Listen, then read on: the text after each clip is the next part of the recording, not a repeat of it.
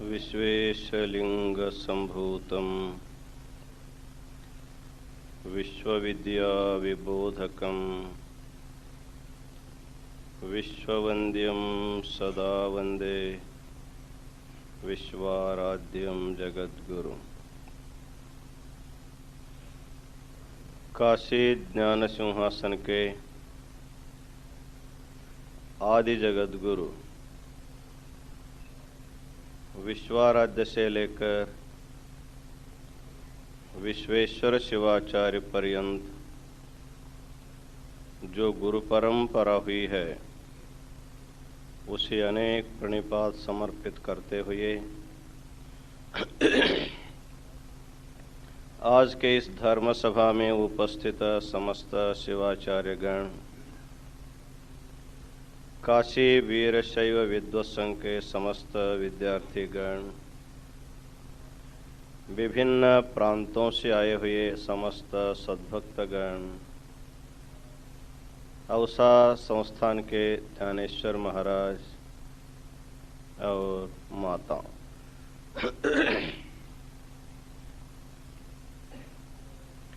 पवित्र काशी नगरी में विश्व शांति के लिए कोटि बिल्वार्चन का कार्यक्रम अव्याहत गति से चल रहा है। आप सब लोग इसमें सहभाग होने के लिए विभिन्न प्रांतों से आए हुए हैं। पूजा में सहभाग होते हुए संध्याकालीन ज्ञान सत्र में भी आप श्रवण करते जा रहे हैं। काशी जैसे क्षेत्र में रहना और यहाँ पर धर्म का अनुष्ठान करना, इसको एक महत् भाग्य समझना चाहिए। इच्छा रहते हुए भी बहुत से लोग काशी नहीं आ सकते, काशी का आनंद नहीं पा सकते। जिनको यह संधि मिली है उनका अनेक जन्मार्जित पुण्य का ही उसको फल माना जाता है। आप लोग काशी आए हुए हैं तो काशी की महिमा कितनी है, क्या इसका महत्ता है, इसको यदि जानते हुए यहाँ पर धर्मानुष्ठान करेंगे आपको और अधिक से अधिक फल यहाँ पर प्राप्त हो सकता है। हमारे देश के महर्षियों ने इस काशी की महिमा बताते हुए कहे हैं, योगोत्र निद्रा जपः प्रजल्पः स्वेच्छासनम नैवेद्यम शयनम प्रणामः। मनुष्य जन्म में आने के बाद प्रत्येक मनुष्य को योगाभ्यास करना चाहिए, समाधि साधना करनी चाहिए, जपाभ्यास करना चाहिए, अपने खाद्य पदार्थों को भगवान को भोग लगाना चाहिए। ये हमारे भारतीय संस्कृति का नियम है। स्वयं बनाया स्वयं खाया, किसी को दिया भी नहीं, भगवान को भी नैवेद्य नहीं दिखाया, ऐसे व्यक्तियों को चोर कहते हैं। स्तेन एव सहा। गीता में भगवान ने कहा है, अपने घर में अन्न तैयार करके जो किसी को भी नहीं देता है और कम से कम भगवान को भी नैवेद्य नहीं दिखाया करता है, इधर बनाना इधर खाना, इधर बनाया इधर खाया, वह स्तेन एव, उसको चोर कहा जाता। अर्थात किसी को न दिखाते हुए स्वयं खाता, वो चोर है। जैसे बच्चों को आप कुछ खाने के लिए देंगे, बच्चे क्या करते हैं, कुछ बच्चे ऐसे होते हैं, कोई देखेगा तो मांग लेगा, कोई देखेगा तो उनको देना पड़ेगा, इसलिए चोरी से जा कर कहीं छिप करके कुछ बच्चे खाते रहते। उसी प्रकार भगवान के जो बच्चे हैं उनमें कुछ लोग चोर जैसे व्यवहार करते हैं। लेकिन मनुष्य को अपने जीवन सुधार करने के लिए अपने खाद्य पदार्थ को भगवान को नैवेद्य अर्पण करना चाहिए, जप करना चाहिए, योगाभ्यास करना चाहिए, इत्यादि इत्यादि कहा गया। लेकिन काशी की महिमा बताते हुए कहते हैं, काशी में रहने वाले व्यक्ति का जप क्या होता है और काशी में रहने वाले व्यक्ति की योग निद्रा कैसे, समाधि कैसे होती है और वो नैवेद्य क्या दिखाता है, उनका जप क्या होता है, इसके बारे में बहुत ही महत्व रूप से बताया। कहते हैं योगोत्र निद्रा जप प्रजल्पः स्वेच्छासनम नैवेद्यम शयनम प्रणामः। बहुत ही आप लोग इसका अर्थ समझेंगे तो कल से ऐसे करने लगेंगे। बहुत ही आसानी बात है इसमें। कहते हैं यहां पर जप क्या है। काशी में आकर के भगवान का नाम का उच्चारण करते तो जप ही है, लेकिन इस स्थान के जो अधिपति भगवान शंकर है वो इतना भोले भाले है, आप जब कहीं बैठ करके किसी के साथ गप्पा करते हैं, बोलते बैठते हैं, उस गांव की बात, इस गांव की बात, उसकी बात, इसकी बात, जब गप्पा करते बैठते हैं तो भगवान समझता है हमारे भक्त लोग हमारे जप कर रहे हैं।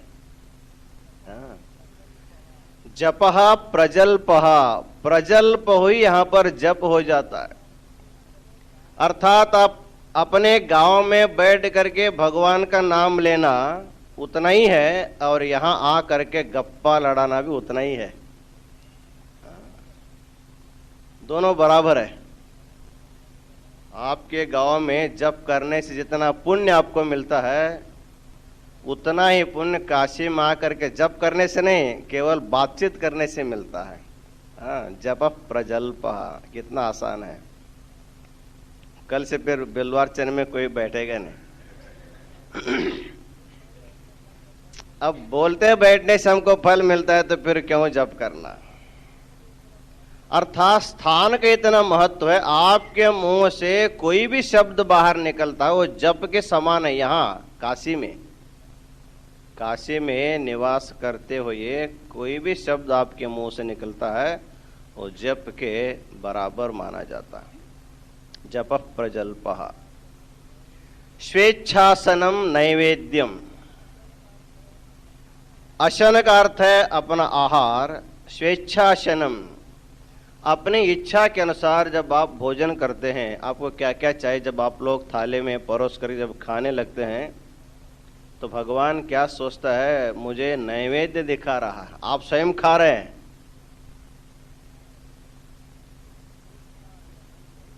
स्वेच्छासनम नैवेद्यम।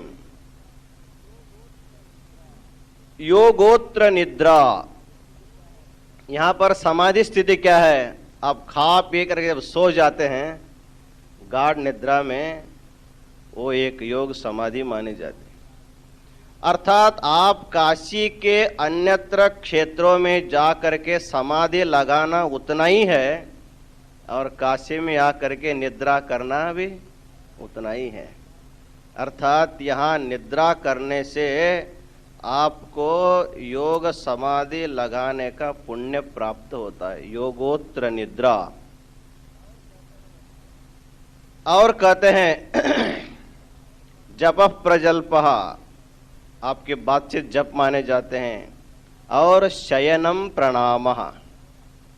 प्रणाम का अर्थ है नमस्कार।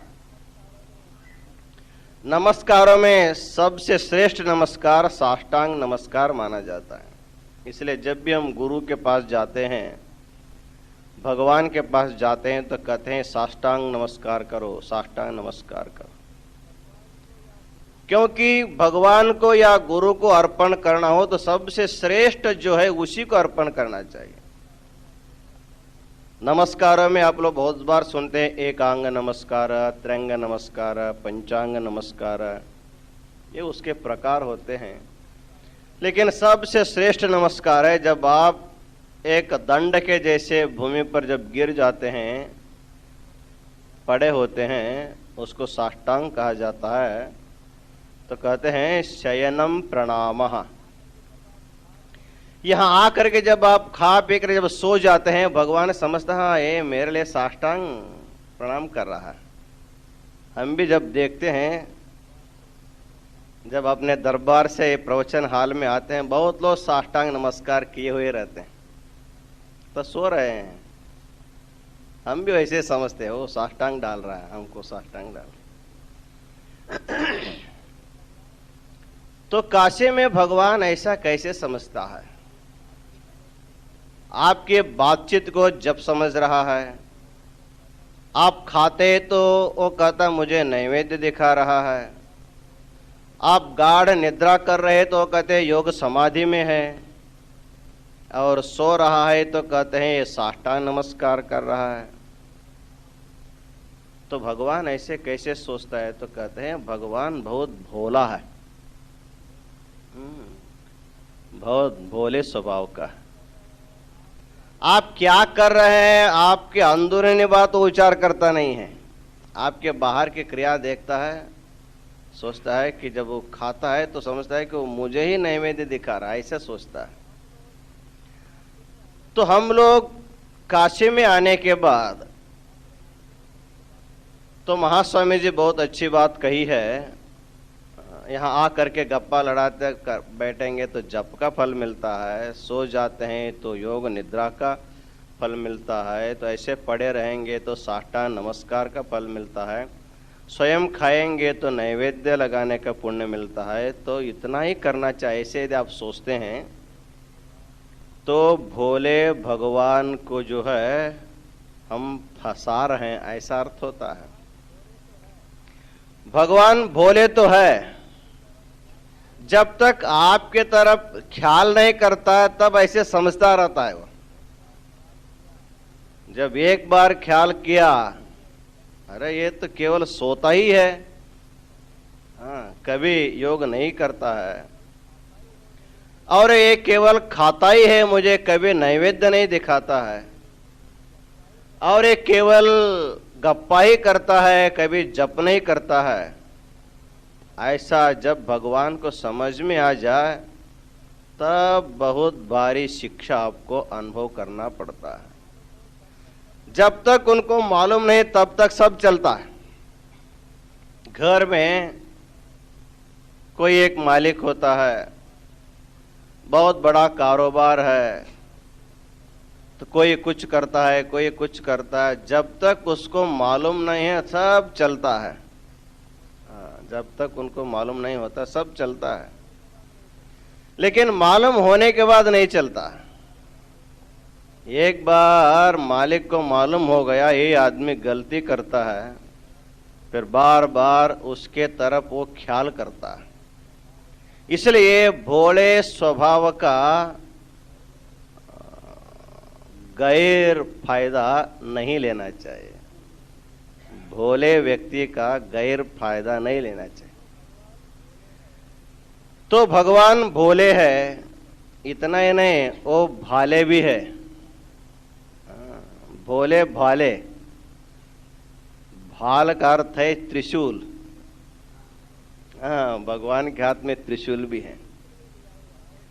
वो त्रिशूल इसलिए लिया हुआ है जो काशी में आकर के या कहीं रह करके कभी भगवान को नैवेद्य नहीं दिखाता है और भगवान का नाम का जप नहीं करता है, कभी प्राणायाम आदि योगाभ्यास नहीं करता है और कभी गुरु को भगवान को साष्टांग नमस्कार नहीं करता है, ऐसे व्यक्ति को त्रिशूल का प्रहार कर देते हैं, 3 शूल को हमको दे देते हैं, अर्थात 3 दुखों को हमें दे देता है।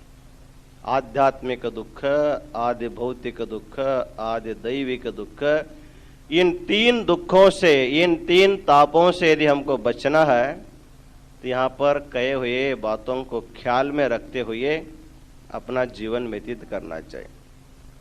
ठीक है, आप कभी गप्पा भी कर रहे हैं, जब भी कर रहे हैं तो चलता है, लेकिन जब बिल्कुल छोड़ करके गप्पा करेंगे तो नहीं चलेगा। एक दिन नैवेद्य बिना दिखाए खाएंगे तो चल सकता है, चलो एक बार चलता है, तो बार बार ऐसे चलेगा तो ऐसे नहीं चलता। बहुत से लोग उपवास व्रत करते रहते हैं, कभी कभी भूल करके उपवास तोड़ देते हैं। अरे आज सोमवार है, हमें मालूम ही नहीं, सामने दिखाई दे रहा है बहुत प्रकार की मिठाइयाँ पकवान, जब दिखाया वो सोमवार को भूल गया, और जब भोजन करता है तो बाद में उसको ख्याल आता, अरे मेरा आज उपवास था। एक बार भूल से व्रत टूटता है तो कोई हर्जा नहीं है, लेकिन आप ऐसे समझेंगे एक बार टूट गया तो अब क्या करना है, छोड़ दो, ऐसे पूरा छोड़ देंगे तो आप शिक्षा के भागी हो जाते हैं। इसलिए प्रत्येक व्यक्ति को योगाभ्यास में अभिरुचि रखनी चाहिए, जपाभ्यास में लगन होना चाहिए। जो भी हम लोग भक्ष्य भोज्य लेते हैं वो पहले भगवान को अर्पण करके उसका प्रसाद के रूप में उसका सेवन करना चाहिए, और गुरु के सानिध्य में, देव के सानिध्य में हमेशा साष्टांग नमस्कार करते रहने से, ऐसे करते हुए यदि काशी में रहेंगे तो आप साक्षात शिव का ही स्वरूप को अनुभव कर सकते हैं। इतनी महत्ता काशी की है। ऐसे इस पवित्र काशी को कलियुग का कामधेनु कहा जाता है। कलौ काशी कामधेनु। इस कलियुग का कामधेनु का मतलब काशी कामधेनु है। हम लोग सुनते हैं स्वर्ग में कामधेनु है, कल्प वृक्ष है, लेकिन स्वर्ग देखने के लिए आपको मरने के बाद जाना पड़ता है। स्वर्ग देखना हो, वहां का कामधेनु देखना हो तो मर के जाना पड़ता है, जिंदा तो वहां नहीं जा सकते। लेकिन जीवित होते हुए कामधेनु को देखना हो तो काशी देखना है। कहते हैं कलियुग में काशी कामधेनु है। कामधेनु क्या करता है, जो हमारी कामनाएं होते हैं उसको पूर्ण करता है। तो काशी में निवास करके भगवान के पूजा करने वालों के जो भी मन की कामनाएं हैं वो पूर्ण होती ही है। इसके अलावा जो सबसे बड़ी कामना सभी जीवन की होती है वो मुक्ति। सबसे बड़ी कामना जीवन की होती है परम कैवल्य, मुक्ति। वो यहाँ पर आपको सहज मिल जाती है। जैसे आप गाय से दूध लेने के लिए उसको चारा खिलाना पड़ता है, उसको पानी पिलाना पड़ता है, उसी प्रकार काशी रूपी कामधेनु को हम क्या खिलाने से हमको ये मोक्ष रूपी अमृत हमको मिलता है। तो कहते हैं आपका जो पुण्य पाप रूपी जो चारा है उसको खा करके आपको मुक्त रूपी अमृत धारा काशी कामधेनु आपको देती। चाहे आप पूर्ण रूपेण पापी क्यों न हो, चाहे आप पुण्य पाप मिश्रित व्यक्ति क्यों न हो, या तो पूर्ण रूपेण पुण्यात्मा भी होगा, तो सब के लिए यहाँ पर मुक्ति मिलती है। पापी को भी मुक्ति मिलती है, पुण्यात्मा को मुक्ति मिलती है, और पुण्य पाप मिश्रित व्यक्ति को भी मुक्ति मिलती है। इस तरह सबको अपने जीवन के अभीष्ट जो मुक्ति है उसको प्रदान करने का सामर्थ्य काशी में होने के कारण काशी को कलियुग का कामधेनु माना जाता है। इसलिए कलियुग के जीवात्मा को अपने जीवन में काशी अवश्य आना चाहिए। और काशी आकर के जब आप लोग अत्यंत महत्वपूर्ण जो कोटि बिल्वार्चन का कार्यक्रम है, इसमें जब भाग लेकर के जब आप अनुष्ठान कर रहे हैं तो आपका पुण्य, आपका भाग्य का कितना वर्णन करने पर भी वो कम ही होता है। ऐसे इस पुण्य कार्य के भाग लेते हुए आप सब सिद्धांत शिखामणि के आशीर्वचन भी सुनते जा रहे हैं। तो प्रकृत सिद्धांत शिखामणि में हम लोग लिंग षटस्थलांतर्गत माहेश्वर स्थल के अवांतर स्थलों के बारे में विचार करते हुए कल हम लोग अकाय स्थल के बारे में विचार किया था। आज परकाय स्थल के बारे में थोड़ा सा विचार करेंगे। वशीकृतत्वात् प्रकृतेर माया मार्गातिवर्तनात् परकायोयमाख्यातः सत्यज्ञान सुखात्मकः। प्रकृतेः माया मार्गातिवर्तनात्, जो परकाय स्थिति को प्राप्त जो शिवयोगी है वो प्रकृति का माया का वशीभूत नहीं रहता है और उसको पार करके आगे वो गया हुआ होता है। अर्थात प्रकृति के अधीन वह नहीं होता, प्रकृति उनके अधीन होती है। तो संसारी लोग प्रकृति के अधीन होते हैं, तो ज्ञानी लोग जो योगी लोग होते हैं उनके अधीन प्रकृति होती। वो जैसे कहते हैं प्रकृति को वैसे करना पड़ता, ऐसा सामर्थ्य उनमें होता है। इसलिए हमारे पंचपीठों के जो आचार्य है, इस संसार जो पूर्वाचार्य है, महाचार्य है, उनको पंच महाभूतों के अधिपति माना जाता है। पृथ्वी तत्व के अधिपति जगतगुरु रेणुकाचार्य है, जल तत्व के अधिपति जगतगुरु दारुकाचार्य है, और अग्नि तत्व के अधिपति जगतगुरु एको रामाराध्य जी है, वायु तत्व के अधिपति जगतगुरु पंडिताराध्य जी है, और आकाश तत्व के अधिपति जगतगुरु विश्वाराध्य जी है।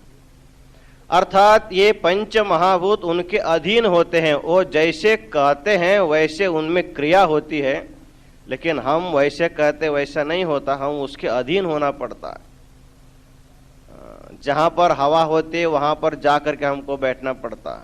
हम बुलाएंगे तो हवा नहीं आती है, हम बुलाएंगे तो पानी नहीं आता, जब पानी आएगा तभी हमको पानी मिलता है। लेकिन ये महाचार्य जो है, इन प्रकृति के अधिपति होने के कारण उनकी इच्छा के अनुसार प्रकृति में परिवर्तन भी हो सकता है। इस तरह परकाय स्थिति को प्राप्त जो शिवयोगी होते हैं प्रकृते है माया मार्गातिवर्तनात्, प्रकृति को अपने वश में रखते हैं और माया को अतीत करके जाते हैं।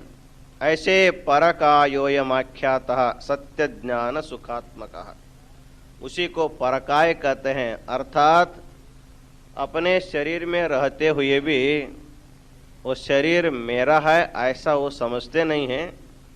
दूसरे के शरीर को जैसे देखते हैं वैसे अपने शरीर को भी वो देखते रहते हैं, पर के शरीर के जैसे अपने शरीर को देखते रहते हैं। अर्थात संपूर्ण देहाभिमान उनसे छूटा हुआ रहता है, इसलिए उनको परकाया परकाई ऐसा कहा जाता है। दूसरा अर्थ इसका ऐसा भी हो सकता है, पर अर्थात पर ब्रह्म परमात्मा जो सबसे श्रेष्ठ है वो पर शब्द से कहा जाता है, वही इसका काय हो गया। अर्थात ब्रह्म काय, पर ब्रह्म स्वरूप उनका काय भी पर ब्रह्म हो गया, उनका शरीर भी पर ब्रह्म स्वरूप माना जाता। कन्नड़ में एक संत का वचन है, कल्लो देवरादरे काया देवरागदे। जब हम लोग शिला से भगवान की निर्मिति करते हैं, बहुत से बड़े बड़े मंदिर में आप जाकर देखेंगे तो मूर्तियां शिला से निर्मित होती हैं। जब एक शिला को संस्कार करके गुरु मंत्रोपदेश करता है तो वो भगवान बन जाता है। जब शिला में भगवान बनता है, शिला भगवान बन जाता है, तो गुरु का संत का शरीर भगवान क्यों नहीं बनता है। अर्थात मूर्ति में वर प्रदान करने की शक्ति जैसे होती है, उसी प्रकार ज्ञानी के शरीर से भी उतना सामर्थ्य होता है इसलिए हम लोग ज्ञानी के शरीर को बहुत सुरक्षित रखते हैं और उसकी समाधि बनाते हैं, उसकी आराधना करते हैं, क्योंकि उनकी तपश्चर्या किया हुआ जो शक्ति है उसमें निरंतर छिपी हुई रहती है। इसलिए ज्ञानी का जो शरीर है वो परब्रह्म स्वरूप होता है, ऐसा इसका अर्थ भी माना जाता है। परब्रह्म वपुर्यस्य प्रबोधानंद भासुरम प्राकृतेन शरीरेण किमेतेनास्य जायते। उसी को यहां स्पष्ट कर रहे हैं, परब्रह्म वपुर्यस्य प्रबोधानंद भासुरम। प्रबोधानंद भासुरम अर्थात सच्चिदानंद रूप परब्रह्म परमात्मा ही जिसका शरीर हो गया है, अर्थात उस परब्रह्म परमात्मा के साथ इसकी आत्मा इतना तादात्म्य हो गई है कि अपने को सदा सदा परब्रह्म स्वरूप का ही वो अनुभव करता रहता है। ऐसे परब्रह्म परमात्मा में जिसकी आत्मा विलीन हो गई है तो उनकी चित्त वृत्ति इस नाशवान शरीर के प्रति वो लक्ष्य नहीं करता है। इसलिए इनको परकायः अर्थात परब्रह्म परमात्मा में लीन होने के कारण इस शरीर के बारे में उतना अभिमान नहीं रहने के कारण इसको परकाय कहा जाता है। सम्यक ज्ञानाग्नि संदग्ध जन्म बीज कलेवरः शिवतत्वावलंबीयः परकायः स उच्यते। उसी को और स्पष्ट करते हैं, सम्यक ज्ञानाग्नि संदग्ध जन्म बीज कलेवरः। ये जो परकाय स्थल का जो शिवयोगी है उनके मन में या हृदय में जो ज्ञान उत्पन्न हो गया है, अर्थात शिवोहम मैं ही शिव स्वरूप हूँ, इस प्रकार जब ज्ञान उत्पन्न हो जाता है उनके सारे कर्म बीज जो है वो जल जाते हैं। ज्ञानाग्नि ही सर्व कर्माणि भस्मसात कुरुते, जैसे गीता में कहा गया है। उसी प्रकार ज्ञान एक अग्नि है, अग्नि में जो भी आप डालेंगे उसको जैसे जलाने का सामर्थ्य रहता है, उसी प्रकार इस ज्ञानी के हृदय में उत्पन्न जो ज्ञानाग्नि है उस ज्ञानाग्नि में इनके सारे कर्म भी जो है दग्ध हो गए हैं। शिवतत्वावलंबीयः परकायस्य उच्यते। जब जन्म के कारणीभूत कर्म भी जब दग्ध हो गए, उनको पुनर्जन्म तो होता ही नहीं है और उनका चित्त जो है शिवतत्वावलंबी, शिवतत्व में हमेशा उसका चित्त जो है लगा हुआ रहता है। संसार में एक तत्व है, दूसरा अतत्व है। अतत्व का अर्थ होता है जो शाश्वत नहीं है, जिसमें परिवर्तन बार बार होता रहता, उसका नाम अतत्व है। जो शाश्वत रहता है, जिसमें परिवर्तन नहीं होता है, उसी का नाम तत्व है। अनारोपितम रूपम तत्वम, जिसका स्वरूप आरोपित नहीं होता है, जो सत्य माना जाता, उसी का नाम तत्व है। वीरशैव सिद्धांत में 36 तत्व माने जाते हैं। इस सिद्धांत के अनुसार पृथ्वी भी एक तत्व है, जल भी एक तत्व है, आकाश भी एक तत्व है, वायु भी एक तत्व है। पंच महाभूत और हमारे शरीर में रहने वाले पंच ज्ञानेन्द्रिय, पंच कर्मेंद्रिय, पंच प्राण, मन, बुद्धि, चित्त, अहंकार, ये सब तत्व के नाम से बताए जाते हैं। पृथ्वी से लेकर के शिव तत्व पर्यंत कुल मिलाकर 36 तत्व होते हैं। इसमें सबसे श्रेष्ठ तत्व जो है शिव तत्व है। तो कहा जाता है ये जो शिवयोगी है, परकाय स्थिति को प्राप्त जो शिवयोगी है, वो परब्रह्म में विलीन चित्त होने के कारण वह शिवतत्वावलंबी होता है। उनका चित्त का आलंबन जो है वो परतत्व होता है। क्योंकि हमारा जो चित्त है वो एक लता के जैसे होता है। जैसे आप फूल के लता आप बगीचे में या घर में लगाते हैं, उसको यदि आप ऊपर चढ़ाना होगा धागे से या तार से, उसको आलंबन देते हैं। और जितना ऊपर ऊपर आलंबन देते जाते हैं उतना वो लता जो है ऊपर बढ़ता बढ़ता जाता, लेकिन स्वतंत्र जा नहीं सकता। आप ऐसे छोड़ देंगे तो भूमि पर बढ़ सकता है लेकिन ऊपर नहीं जा सकता। तो लता को ऊपर उठाने के लिए, ऊपर बढ़ाने के लिए जैसे उसको एक आलंबन देना पड़ता है, आलंबन देने से उसी को उसमें बढ़ता जाता, उसी प्रकार शिवयोगी का जो चित्त है उस जो है परमात्मा है। हमारे चित्त का आलंबन संसार है और योगी का चित्त का आलंबन जो परमात्मा है, और जिसका आलंबन जैसे होता है वैसे उसको फल भी। एक गति जहां पर रुक जाती है वहीं परमात्मा का निवास मानना चाहिए। संसार में उसकी गति आगे आगे आगे आगे होती रहती है। जहां जाने के बाद फिर आगे कुछ दिखाई नहीं देता है, वहां जाने के बाद हमारे चित्त वृत्ति जो है रुक जाती है। आगे रास्ता रहेगा तो फिर आगे जाएगा, जाने के लिए रास्ता नहीं तो उसको रोकना ही पड़ता है। जैसे आप लोग इस कमरे में आने के लिए, इस भवन में आने के लिए आपको इधर बहुत से रास्ताएं हैं, किसी न किसी दरवाजे से आप अंदर आते हैं। अंदर आने के बाद इधर से फिर दरवाजा होगा तो फिर वापस चले जाते हैं, आगे जा सकते हैं, लेकिन दरवाजा नहीं रहेगा तो फिर आपको वहां रुक जाना पड़ता है। इससे आगे रास्ता नहीं है, नहीं अब रुकना पड़ता है। वैसे हमारे जीवन की गति कहाँ रुकती है, हमारी इंद्रियां कहाँ जाकर के रुक जाती है, हमारा चित्त कहाँ जाकर के रुक जाता है। यतो वाचो निवर्तन्ते अप्राप्य मनसा सह। तो शास्त्रकार कहते हैं परब्रह्म परमात्मा को जानने के लिए सभी इंद्रिया, मन, बुद्धि, चित्त, अहंकार जब सब चले गए और जाते जाते जाते जाते वहां सबको पार करते गए, आगे कुछ भी नहीं दिखाई दिया, बाद में रुक गए वहां पर। अरे आगे कुछ दिखाई नहीं देता है, अर्थात उनकी गति वहां पर रुक जाती है।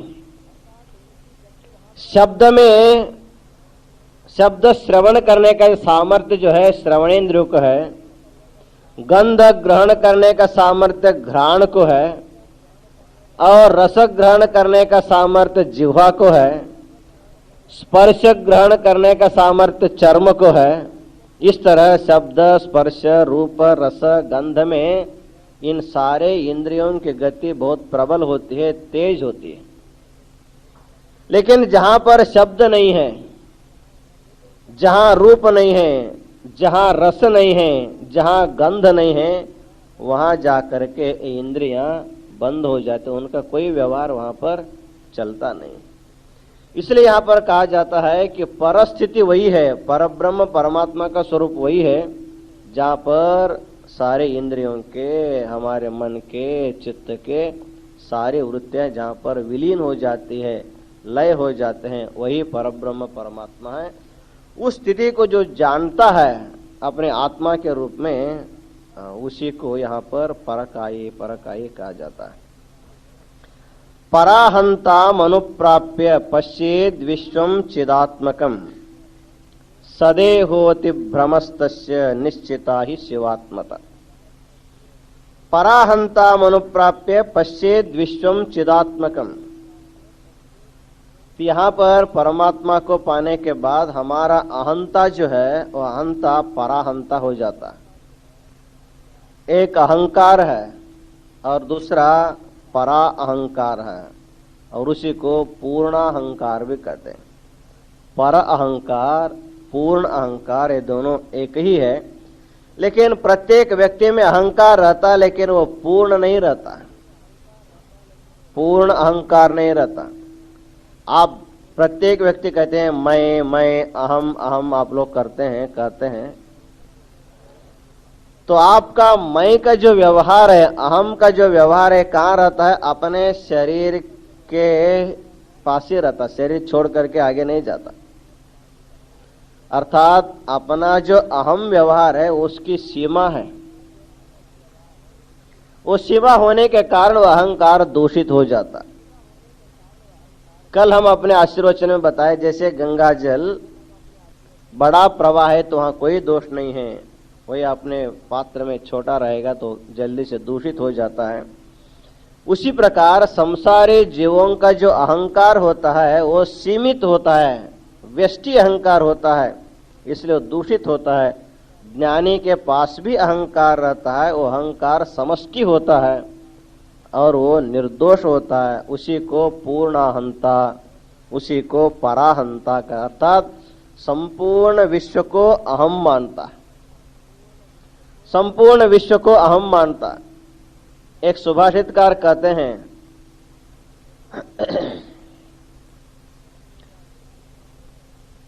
ज्ञानी या पंडित किसको कहते हैं, तो कहते हैं जो सबको अपने आत्मा के रूप में जो देखता है उसी को ज्ञानी कहा जाता है, उसी को पंडित कहा जाता है और उसी को पराहंता, पूर्णाहंता व्यक्ति कहा जाता है। यहाँ पर ज्ञानी जो है अपने व्यष्टि अहंकार को, अभिमान को छोड़ करके पूर्णाहंता में, पराहंता में विलीन हो जाता है। इस प्रकार सदे होति ब्रह्मस्तस्य निश्चिता ही शिवात्मदा। यद्यपि आप कैसे कहते हैं उसको परकाये परकाये, अर्थात परब्रह्म का उसको कैसे कह सकते हैं, तो कहते हैं वो देह में रहते हुए भी वो निर्देही है। अपने देह का ही उनके पास उतना सीमित अभिमान नहीं रहने के कारण उसको परकाय ही कहना चाहिए, ऐसे आचार्य का अभिमत है। आगे कहते हैं स्वस्वरूपम चिदाकारम ज्योतिष साक्षात विचिंतयन देहवानपि निर्देहो जीवन मुक्तो ही साधकः। स्वस्वरूपम चिदाकारम ज्योतिष साक्षात विचिंतयन, चिदाकारम स्वस्वरूपम विचिंतयन, जो अपने स्वस्वरूप का चिंतन करता है वो देहवान होते हुए भी वो विदेही होता है, वो निर्देही होता है। अर्थात हमेशा हमारे चित्त में चिंतन तो चलता ही रहता है। जब चित्त है उसमें चिंतन होता ही है, कुछ न कुछ चिंतन होता ही रहता है। बिना चिंतन का चित्त ऐसे चुप नहीं बैठता। जैसे छोटे बच्चों के अंग चुप नहीं बैठते, बूढ़ा आदमी चुपचाप बैठ सकता है, उनका कहो चुपचाप बैठो तो चुपचाप बैठता है, इधर उधर हिलता डुलता नहीं। लेकिन जो बच्चा होगा उसको चुपचाप बैठने के लिए कहेंगे तो भाग जाता है बाहर। उसको चुपचाप बैठना जैसे संभव नहीं है, उसी प्रकार हमारा चित्त भी ऐसा ही है कि वो बिना चिंतन का रहता ही नहीं, वो कुछ न कुछ चिंतन हमेशा करता ही रहता है। या तो भूत का चिंतन करता है, या तो भविष्य का चिंतन करता है, आगे क्या करना है इसका चिंतन करता है, कल मैंने क्या किया या इसका चिंतन करता है। योगी का भी चित्त है वो भी चिंतन करता है, एक संसारी का भी चित्त है वो भी चिंतन करता है। दोनों के चिंतन में बहुत अंतर है। परब्रह्म परमात्मा को अपने आत्मा के रूप में योगी निरंतर चिंतन करता रहता। मैं सद्रूप हूं, मैं चिद्रूप हूं, मैं आनंद रूप हूं, मेरी आत्मा ज्योति रूप है, प्रकाश रूप है। इस प्रकार का चिंतन जब योगी करता है तो संसारी क्या करते हैं, संसारी के चित्त में चिंता होती है और योगी के चित्त में चिंतन होता है। इतना फर्क है, चिंता और चिंतन। चिंता जो है वो संसार की, चिंतन जो है वो परमात्मा का होता है। चिंता जो है अग्नि के जैसे होती है, चिंता अग्नि के जैसे होती है, और चिंतन जो है और चंद्रमा के शीतल किरण के जैसे होता है। इसलिए कहा गया है कि चिंतायाश्च चितायाश्च, चिंता और चिता इन दोनों में क्या फर्क है। कहते हैं एक बिंदु चिंता में अधिक है, चिता में एक बिंदु नहीं है। चिता का अर्थ क्या है, चिता का अर्थ है जो स्मशान की जो अग्नि, उसका नाम चिताग्नि। स्मशान में जलने वाले अग्नि को चिताग्नि कहते हैं। वो चिताग्नि क्या करता है, निर्जीव शरीर का दहन करता है। जिस शरीर का प्राण निकल गया है जिस शरीर से जीवात्मा छोड़ दिया है, ऐसे निर्जीव शरीर को हम क्या करते हैं, स्मशान घाट में ले जा करके उसको अग्नि संस्कार करते हैं या भूमि में दफनाते हैं। तो कहते हैं चिताग्नि जो है निर्जीव शरीर का दहन करता है।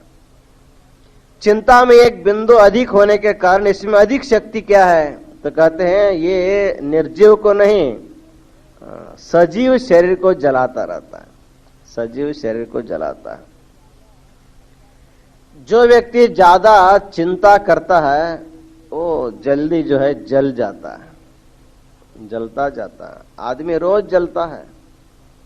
आप जो है नवजात शिशु को भी देखेंगे और एक जीर्ण शीर्ण वृद्ध व्यक्ति को भी देखेंगे, उनके शरीर में कितना फर्क पड़ता है।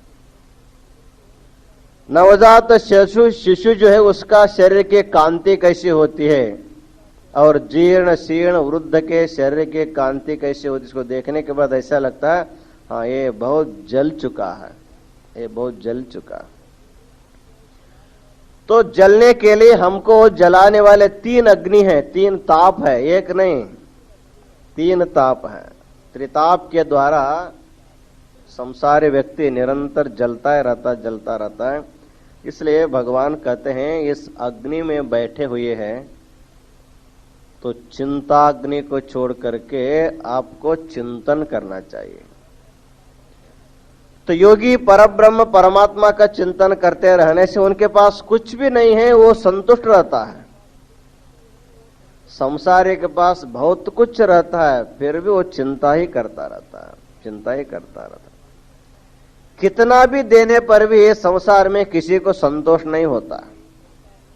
सांसारिक सामग्री को कितना ही देना, लाख दो, 10 लाख लो, करोड़ दो, उसको पूर्ण नहीं होता है। क्योंकि वस्तु ही पूर्ण नहीं है तो चित्त कैसे पूर्ण हो सकता है, संसार अपूर्ण है। इसलिए कहा जाता है योगी परब्रह्म परमात्मा का चिंतन करते रहने से वो शीतल चंद्रमा के जैसे शांत रहता है। और जो भी संसार से तप्त जीवात्मा उनके पास जाता है तो उनके ताप का हरण करता है, उनका पाप का हरण करता है, उनकी दीनता का हरण करता है। इसलिए हम लोग हमेशा संत के दर्शन के लिए जाते हैं, सद्गुरु के पास जाते हैं। क्यों जाते हैं? उनके पास क्या है देने के लिए? कुछ भी नहीं है, फिर भी हम लोग जाते हैं। भौतिक वस्तु कुछ भी नहीं है, आपके पास बहुत कुछ है भौतिक वस्तु, उनके पास भौतिक वस्तु कुछ भी नहीं है, लेकिन उनके पास क्यों जाते हैं? उनके पास मन की शांति है, उनका चित्त इतना समाधान है। क्यों समाधान है, क्यों उसमें शांति है? जो सबसे बड़ी वस्तु को प्राप्त किया हुआ, जो भूमा है, जो सबसे श्रेष्ठ तत्व है शिव तत्व, उसको आपने आत्मसात किया हुआ है, इसलिए अनंत आनंद में रहता है। आनंद व्यक्ति ही दूसरों को आनंद दे सकता है, दुखी व्यक्ति किसी को आनंद नहीं दे सकता। संसार में सब दुखी है। जब आप अपने दुख बताने के लिए किसी के घर जाते हैं तो वो भी आपके सामने अपना दुख व्यक्त करता है। आप अपना बताते हुए रोते हैं, वो अपना बताता हुआ रोता रहता है। हाँ, दोनों रोने वाले हैं तो वहां समाधान करने वाला नहीं है। रोते रोते दोनों समाधान इसलिए होते हैं, अच्छा इनको भी दुख है हमको भी दुख है, हम दोनों बराबर है, चलो ऐसा करके हम लोग चले जाते हैं। एक बार भगवान ने सोचा कि ये संसार में रहने वाले लोग जो है अपने दुखों से सब घबराए हुए हैं, अपने संसारिक दुखों सब घबराए हुए हैं। तो इनको एक बार ऐसा मौका दिया जाए, इनको दुख को अपना दुख दे करके दूसरे का दुख जो छोटा मोटा होगा उसको देने के लिए एक मौका दिया जाए, ऐसा भगवान ने सोचा। और एक बार जो है संसार के लोगों को कहा कि तुम लोग तुम्हारा जो भी दुख होगा उसको एक गठोड़ी बांध करके ले आओ, मैं एक हॉल में बैठा रहता हूँ, उसमें बहुत सी खूंटियाँ लगी हुई रहती हैं, आप अपने दुख की गठोड़ी को बांध करके उस खूंटी में लगा देने का। सब लोगों को खुशी हो गई, इतना खुशी हो गई, चलो हम दुख से मुक्त हो जाते हैं। सब अपने दुख के गठोड़े बांध करके भगवान जिस हाल में बैठे थे वहां आए।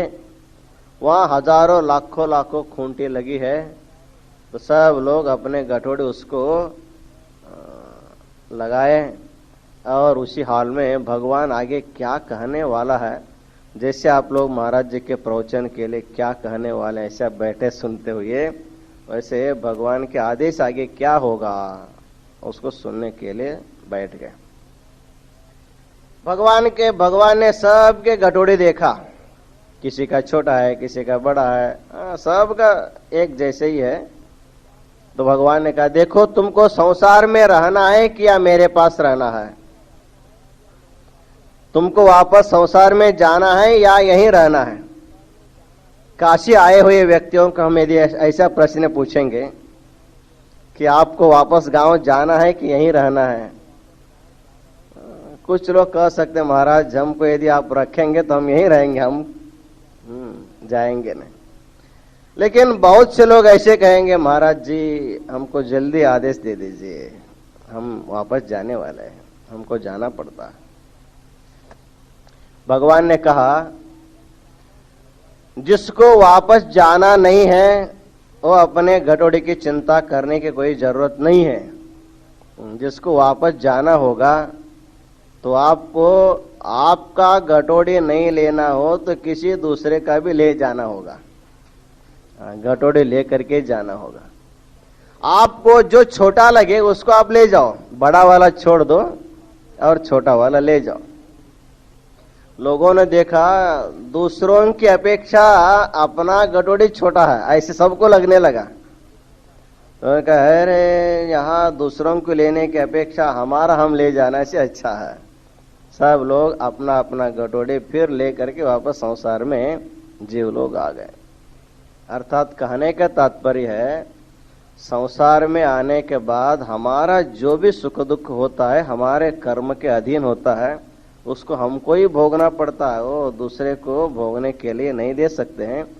इसलिए भगवान के पास जाना हो तो हमारा कर्म जो है सब दग्ध हो जाएगा, किसी को भोगना नहीं है, किसी को देना नहीं है। यदि हमको यहीं रहना है तो हमको अपने कर्म को भोगना पड़ता है। तो यहां पर कहा गया है स्वस्वरूपम ज्योतिष साक्षात विचिंतयन देहवान अपने निर्देहो जीवन मुक्तो ही साधक है। ये स्वस्वरूप में अपने आत्म रूप में चिंतन करने वाला जो योगी है,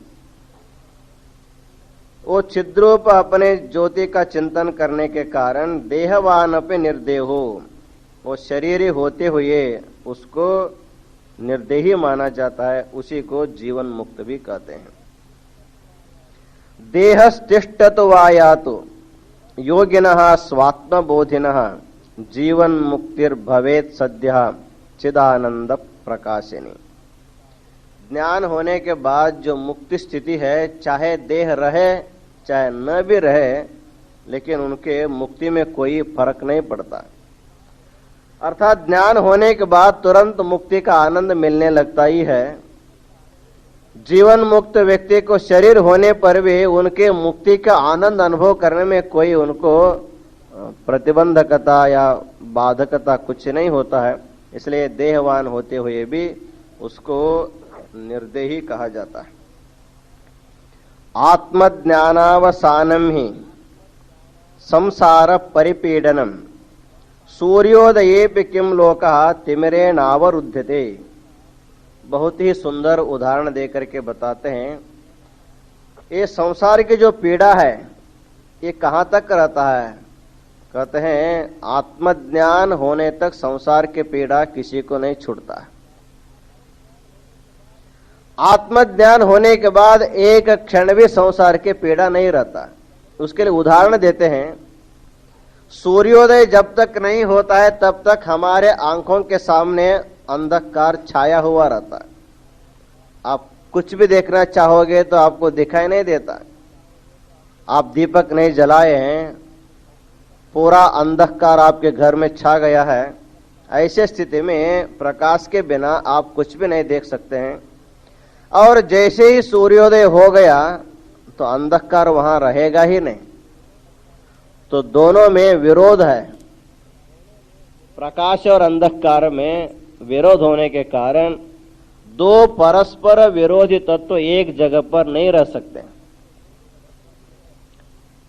समझ लीजिए, संसार में दो व्यक्तियों में परस्पर द्वेष भाव है। आप यदि दोनों को एक ही कार्यक्रम के लिए निमंत्रण दे दिया तो कहता है देखो वो आएगा तो हम नहीं आएंगे, हम आएंगे तो वो नहीं आना चाहिए। दोनों में से आपको किसको चुनना है चुन लेना। ऐसा बहुत बार सुनने को मिलता है। अर्थात परस्पर विरोध स्वभाव के व्यक्ति जैसे एक जगह पर कभी नहीं आ सकते हैं, उसी प्रकार प्रकाश और अंधकार में परस्पर विरोध स्वभाव होने के कारण जहां प्रकाश है वहां अंधकार नहीं रहेगा, जहां अंधकार रहेगा वहां प्रकाश नहीं रहेगा। तो प्रकाश होने के बाद जैसे अंधकार बिल्कुल मिट जाता है, उसी प्रकार ज्ञान होने के बाद संसार का ताप जो है मिट जाता है। संसार के ताप को मिटाने के लिए कितना भी एयर कंडीशन रूम बनाएंगे फिर भी ताप नहीं मिटता। आपको बाहर से बहुत बड़े ठंडा लगेगा लेकिन अंदर का ताप एयर कंडीशन से नहीं जाता है। आप मच्छरदाना लगा करके सो जाते हैं तो मच्छरों के लिए, लेकिन मन में जो मच्छर बैठे हुए हैं, चिंतन मच्छर, वो रहेगा तो मच्छरदाना होने पर भी आपको निद्रा नहीं लग सकती। इसलिए संसार के ताप से मुक्त होना हो तो शिव ज्ञान पाना ही उसके लिए एक ही उपाय है। उसके होने के बाद कोई ताप हमारे पास नहीं रह सकता है।